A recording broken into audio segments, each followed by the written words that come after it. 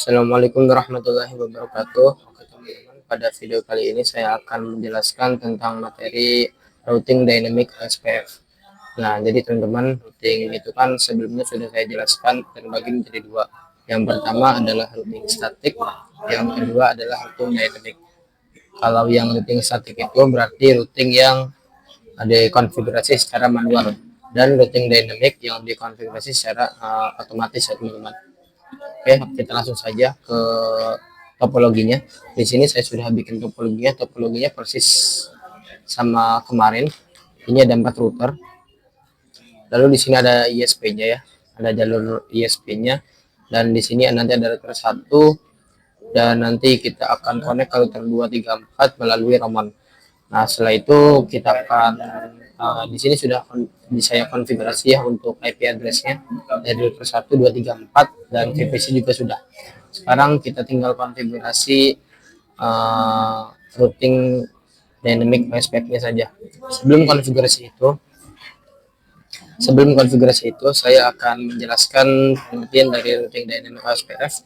Nah, jadi teman-teman, di sini routing dynamic itu kan saya sudah jelaskan tadi, routing yang bersifat otomatis. Nah, otomatisnya di mananya? Otomatisnya dia itu akan otomatis dengan mengenali networknya. Jadi misalnya teman-teman, di router 1 ini mempunyai ada 1, 2, 3, ada 3 kabel. Ada 3 kabel. Nanti 3 kabel ini yang akan dikenalkan oleh routing dynamic OSPF. Nah, begitu juga router 2. Router 2 juga ada sama nih, ada 3 kabel atau ada 3 network. Networknya ada 172.16.2.0, 20.20, 10.10.0. Itu akan dikenalkan dengan routing SPF semua dengan area backbone. Area backbone itu adalah area default. Ya, oke. Jadi di routing SPF juga dikenal dengan area ya. Jadi ada yang namanya area. Area itu fungsinya supaya untuk dia itu berkumpul menjadi satu area gitu teman-teman. Ibarat satu kelompok. Nah, jadi kalau misalkan router 1 sampai router 4 sudah dikonfigurasi routing dynamic, nanti maka VPC 1, 2, 3, 4 baik root atau router 1, 2, 3, 4 itu akan saling terkonek. Oke. Jadi itu untuk penjelasan singkatnya mengenai routing dynamic. Selanjutnya kita akan konfigurasi routing dynamic OSPF. Mari kita lanjutkan konfigurasinya ke Winbox. Oke, di sini saya akan buka dulu ya. Oke teman-teman, di sini kita masuk ke routingnya ya. Ke routing lalu ke OSPF, dan di bagian networks kita tambah. Untuk networknya di sini kita masukkan network dari router 1. Maksudnya yang sudah terhubung di router 1. Kita cek IP address saja. Nah, di sini kita masukkan network yang pertama 10.10.10.0 124. Areanya area backbone. Karena area backbone itu adalah default. Coba kita cek di areanya. Jadi di sini ada area backbone. Backbone itu default ya. Oke, kita lanjut. Di sini kita tambahkan 172.16.10.24. Areanya area backbone juga. Kita oke. Nah, itu teman-teman. Untuk konfigurasi OSPF-nya cukup mudah ya. Kita lanjut konfigurasi OSPF di router 2. Nah, di sini kita ini dulu. Oke. Kita konfigurasi di sini routing OSPF, lalu setelah itu kita tambahkan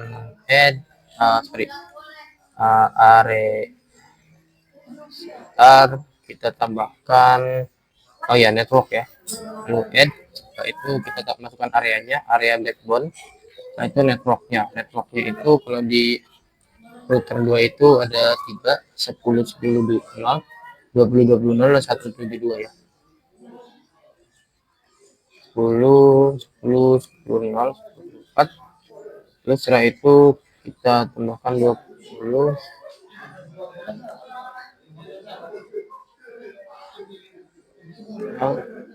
Lalu setelah itu kita tambahkan 172, 16, lalu 2.0. Ya, selesai. Lanjut ke router 3.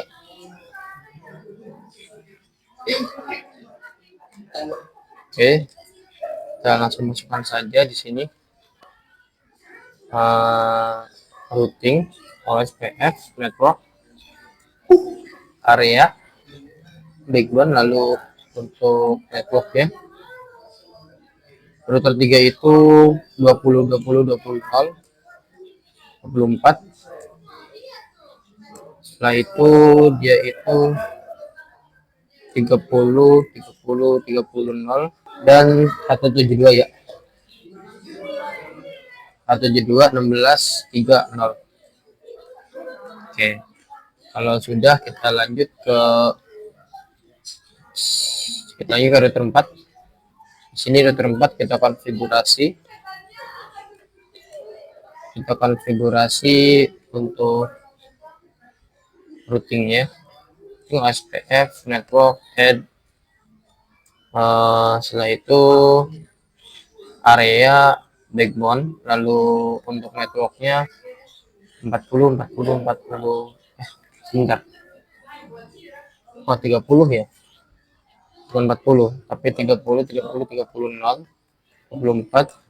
lalu setelah itu kita tambahkan hanya dua ya, 172.16 lalu 4.0. Oke, selesai. Kalau tidak selesai, kita cek di Winbox masing-masing apakah di IP routesnya sudah terdetek semua. Kita cek IP routes. Nah, di sini sudah terdetek semua ya. Jadi teman-teman, di sini ada yang namanya DAO.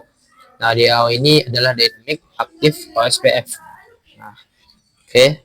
Berarti di AC ini adalah IP address-nya yang kita dapat dari IP address. Lalu AC ini adalah static ya. Ini untuk ke internet. Lalu setelah itu ada DAO. DAO ini dynamic active. Lalu ke O-nya itu adalah OSPF.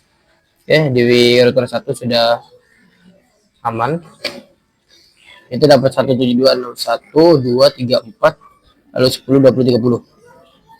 Oke, cek router 2 IP routes, kita cek ada 10.20.30 DAO, lalu setelah itu ada 1.2.3.4. Oke, sip.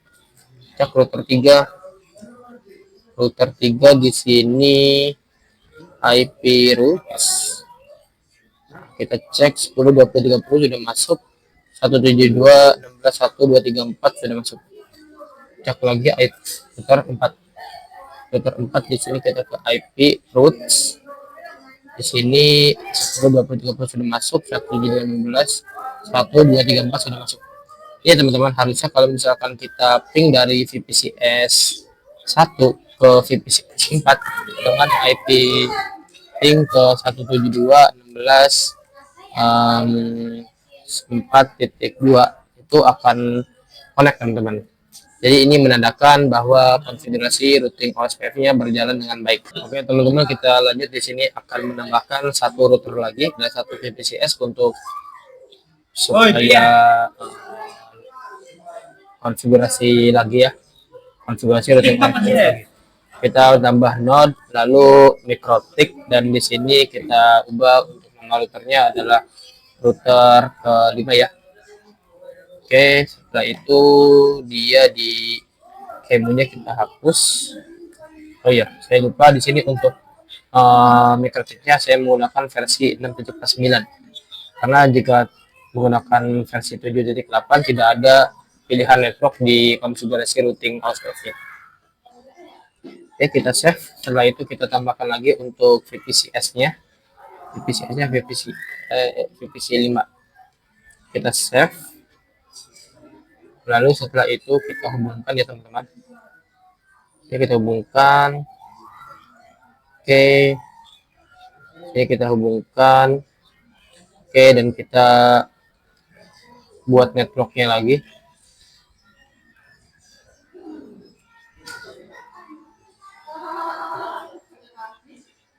Uh, 40 saja.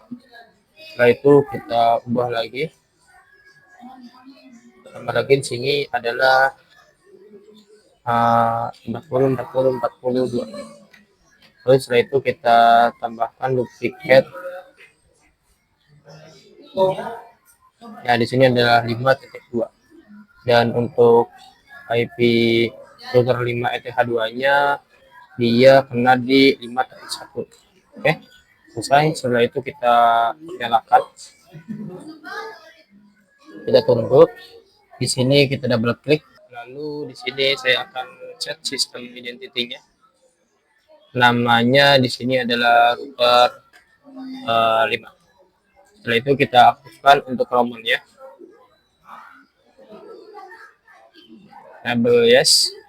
Oke, kalau sudah kita konfigurasi IP address-nya di router 5, yaitu IP header 1. Header 1 dia itu IP-nya adalah 40.40.40.2/24. Ya, setelah itu di header 2. Header 2 IP-nya adalah 172.16.5.1. Oke, selesai. Kita di router 4, di sini kita tambah lagi IP interface header apa nih di router 4, header 3 40.41 dengan IP 40.41. Oke, coba kita ping ke 40.40.42. Connect ya teman-teman. Nah, setelah itu kita setting VPC-nya. VPC-nya adalah 172.16.5.2/24. Lalu untuk gateway-nya 5.1. Coba kita ping ke 172.16.5.1. Connect teman-teman. Sekarang kita tinggal konfigurasi routing OSPF-nya saja nih.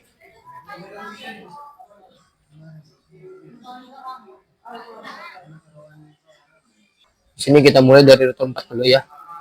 Dari mulai router 1 dulu. Bukan teman-teman, kita mulai konfigurasi dari router 4 dulu. Karena di sini ada IP tambahan yaitu network tambahan yaitu 40.40.40.0. Jadi kita konfigurasi juga untuk routing OSPF-nya. Lalu kita tambah areanya backbone, lalu outputnya adalah 40.40.40.0/24. Oke, sudah selesai. Lalu setelah itu kita konfigurasi juga untuk router 5-nya di sini. Nah, router 5 saya perbaiki dulu ya terminalnya. Oke.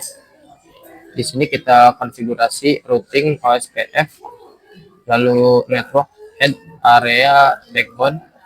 Untuk untuk networknya adalah 40.40.40.0/14. Setelah itu kita tambah lagi untuk header 2 dengan network 172.16.5.0. Oke. Setelah itu coba kita cek IP route train. Oke, di sini belum masuk ya. Coba kita cek router 4 sudah masuk belum. Untuk IP route train. Nah, di sini 172.16.5 ternyata belum masuk. Coba kita cek routing OSPF network train. Untuk 40.40 sudah masuk, tapi coba kita cek di Windows saja coba. Di router nah, sini ini sudah masuk nih, 172.16.5 sudah masuk di router 3. Kita cek lagi di router 4-nya, mana yang router 4? Ini oke, sudah masuk. Coba kita ke Winbox, kita akses router 5. Nah, di sini router 5 ada, kita masuk, coba kita cek IP route apakah sudah masuk. Oke, ternyata sudah masuk. Sekarang kita pengujian teman-teman, pengujian ke cek, kita pengujian di VPC 5 di sini. Nah, di sini kita pengujian, kita ping ke VPC 1 172.16.1.2. Oke, connect teman-teman. Coba kita ping juga ke router 1 10.10.10.1. Oke, connect teman-teman. Di sini berarti konfigurasi routing OSPF-nya berjalan dengan baik ya teman-teman. Nah, jadi itu saja yang akan saya jelaskan mengenai routing OSPF. Jadi kesimpulannya routing OSPF ini lebih simpel dan lebih cepat daripada konfigurasinya daripada routing statik. Nah teman-teman, selanjutnya saya akan menjelaskan tentang default router.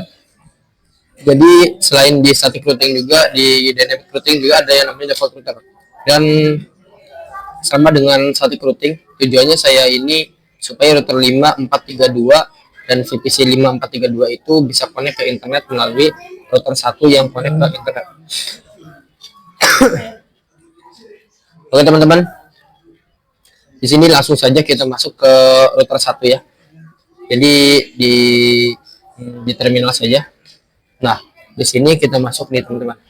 Router 1, coba kita yang pertama kita cek IP route print dulu. Nah, di sini ada yang namanya default router ya teman-teman. Default routernya menuju ke internet, berarti ke semua IP. Gateway-nya adalah 192.168.1.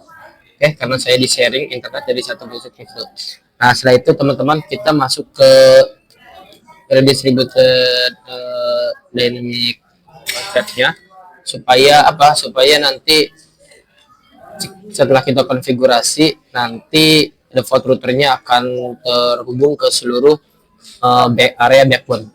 Jadi dalam arti router 2, 3, 4, 5 itu bisa connect ke internet. Langsung saja teman-teman kita di sini konfigurasi routing OSPF. Lalu dia ini coba cek instant. Nah di sini ada instant. Kita masuk ke instant. Setelah itu kita set. Nah di sini teman-teman ada distribute default. Nah distribute default di sini ada beberapa pilihan. Yang pertama always as tip 1, always as tip 2, dan if installed as tip 1, if installed as tip 2. Nah kita pilih yang mana? Kita pilih yang if installed as tip 1.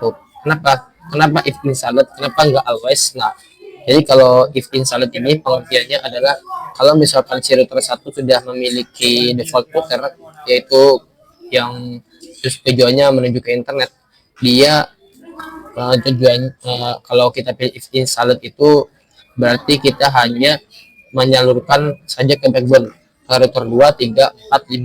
Nah kalau misalkan kita pilih yang always, nah itu akan dibuat jika router 1 tidak memiliki default router atau belum memiliki default router, maka akan dibuat default router itu sendiri dan akan dibagikan ke area backbone teman-teman gitu. Nah, jadi kita pilih yang if installed ya, tipenya 1. Setelah itu kita enter.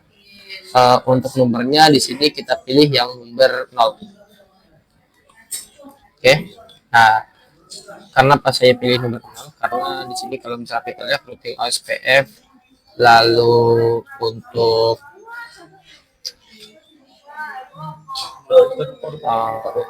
area